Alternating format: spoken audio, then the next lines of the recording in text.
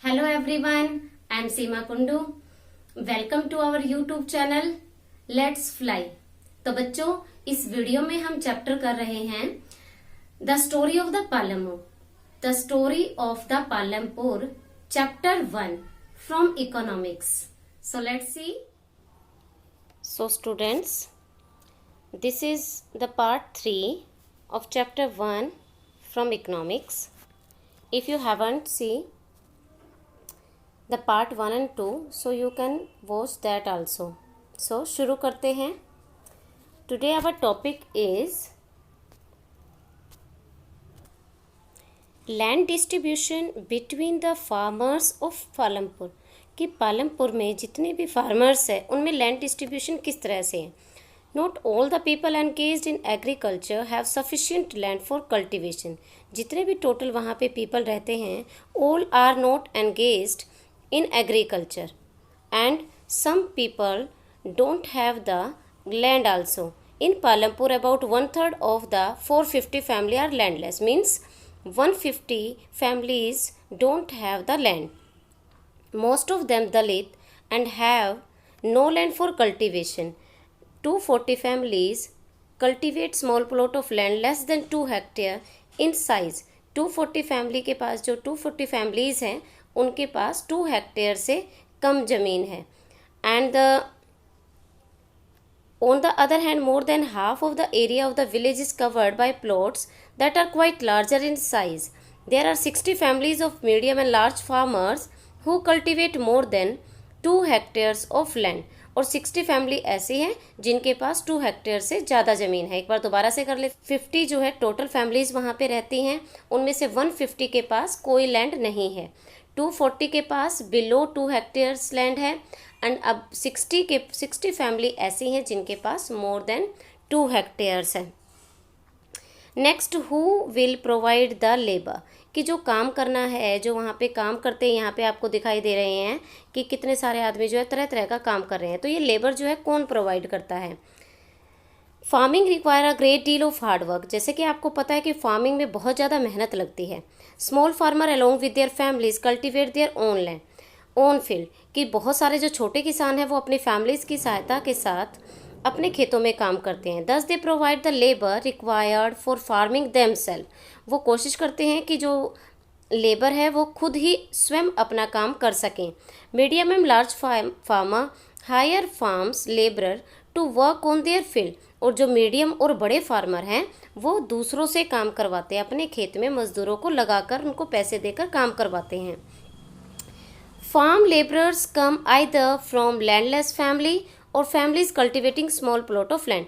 अब क्वेश्चन है कि कहाँ से आते हैं।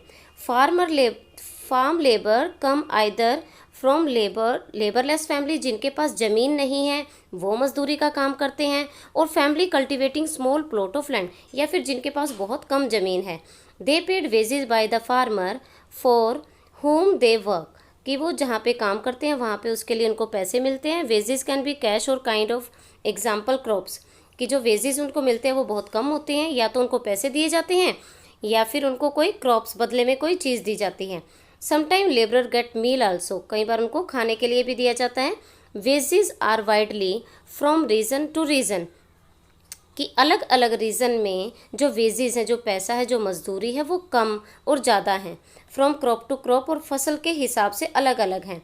From one farm activity to another, और एक्टिविटी के आधार पे भी अलग अलग हैं। There is also a wide variation in the duration of employment. इसी प्रकार से जो उनको काम मिलने की वेरिएशंस है वो भी अलग अलग हैं। A farm labourer might be employed on a daily basis. कई बार उन्हें एक दिन के लिए काम मिल जाता है for one particular farm activity, और लाइक हार्वेस्टिंग और द होल ईयर, पूरा साल के लिए भी काम मिल जाता है, या फिर कटाई के समय काम मिलता है। The minimum wages for a farm labourer set by the government is ₹60 per day. ये पुरानी बुक के हिसाब से है, यहाँ पे ये अब ज़्यादा है। But a labourer get only these. कि जो गवर्नमेंट ने हमारा फिक्स कर रखा है कि लेबरर को जो है वेजेस मिनिमम कितना दिया जाएगा, but after that they get very less. There is heavy competition for work among the farm labourers. कि जो फार्म लेबरर्स है वो इतनी ज़्यादा जनसंख्या है, इतना ज़्यादा कंपटीशन है, तो बहुत ही सस्ते में उनको जो है काम करने वाले मजदूर मिल जाते हैं। नेक्स्ट हमारा the capital needed in the farming. Capital क्या होता है? हमारी पूंजी होती है कि कैपिटल फार्मिंग में जो कैपिटल है वो किस तरह से नीडेड है, कहाँ कहाँ पे उसका यूज़ किया जाता है। तो let's see the capital needed in the farming.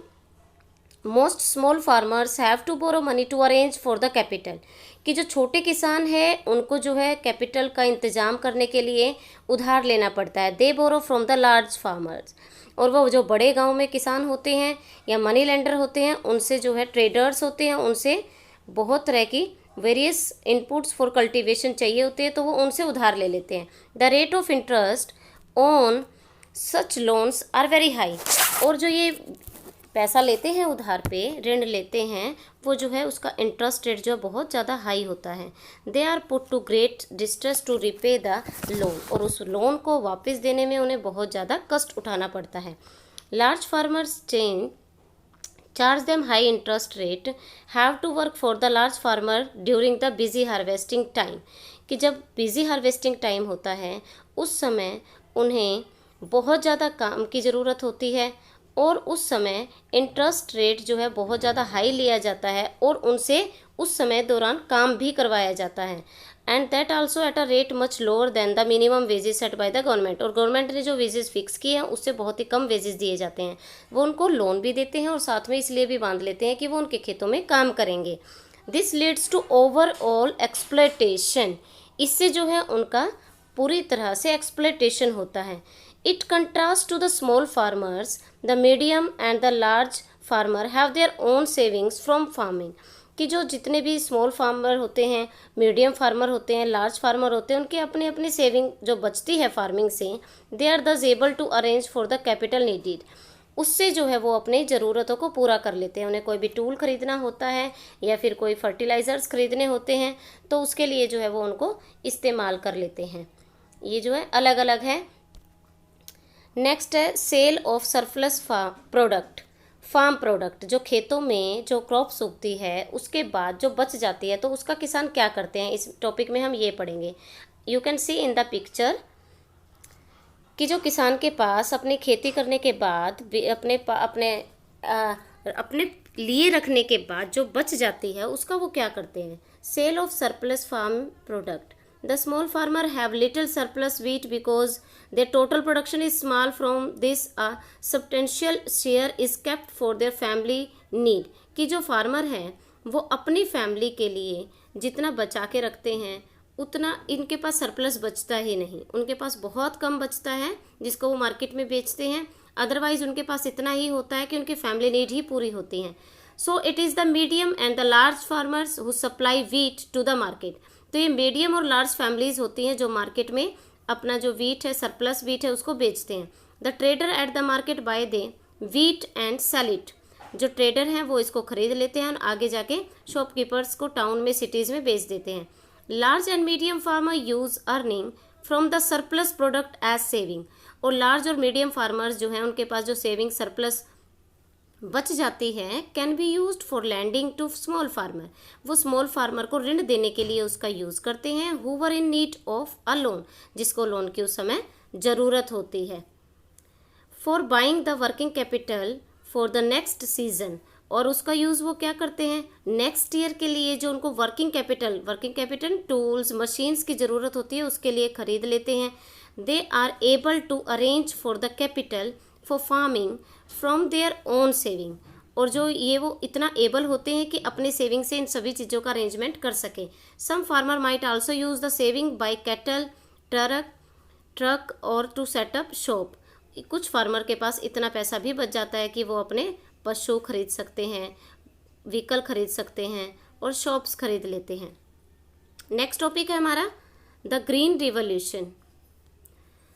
The Green Revolution in late 1960s introduced the Indian farmer to cultivation of wheat and rice using high yielding varieties of seed। तो बच्चों green revolution का topic बहुत ही important है। ये 1960s की बात है। उस समय हमारी कंट्री में इतना अनाज नहीं होता था कि हम सेल्फ सफिशिएंट हों। हमें दूसरे देशों से जो है अनाज को मंगवाना पड़ता था। And now you can see India is a self-sufficient country. Now we are exporting our crops. अब हम जो है दूसरे देशों में एक्सपोर्ट करते हैं, and it is only because of green revolution. Green revolution को हम हिंदी में कहते हैं हरित क्रांति. एस रंगनाथन ने जो है नए बीजों का आविष्कार किया जिनको हम HYV सीड कहते हैं, हाई यील्ड वैरायटी सीड. इन बीजों को इस्तेमाल करने से जो है प्रोडक्शन जो है वो कई गुना बढ़ गई. सबसे पहले जो है इसका यूज़ जो है पंजाब, हरियाणा और वेस्टर्न उत्तर प्रदेश में किया गया था. और इसके साथ ही HYV सीड के साथ मॉडर्न फार्मिंग मेथड यूज़ किए जाते हैं. The farmer in these region set up tubewells. इसके लिए पानी की बहुत ज़्यादा ज़रूरत पड़ती है इरीगेशन की, तो ट्यूबवेल सेट किए गए.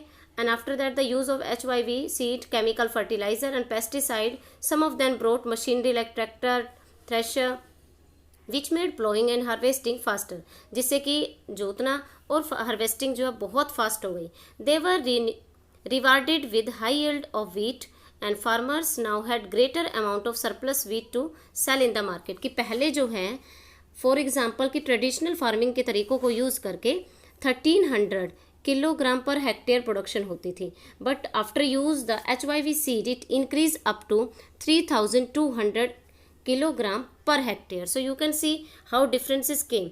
इतना ज़्यादा जो डिफरेंस है ये किसकी वजह से आया? ग्रीन रिवॉल्यूशन की वजह से. बट इसके जो है नेगेटिव और पॉजिटिव दोनों इम्पैक्ट है वो हम आगे डिस्कस करेंगे. Next is about 450 families belonging to several different cast.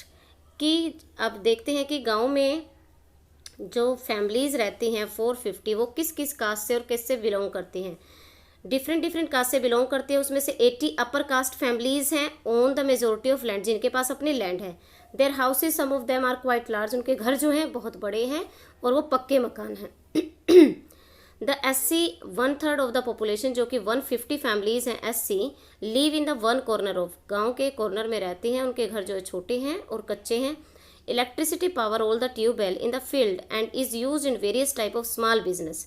यहाँ पे क्वेश्चन भी आता है आपका कि इलेक्ट्रिसिटी आने से गांव में क्या अंतर आया. ये आगे आएगा.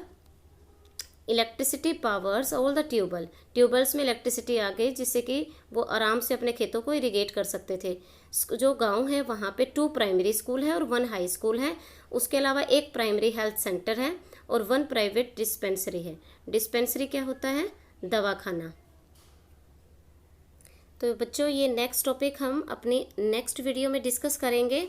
जे स्टूडेंट, अगर आपको ये वीडियो अच्छी लगे तो please like, share and subscribe this channel and press bell icon to get the notifications for the new video.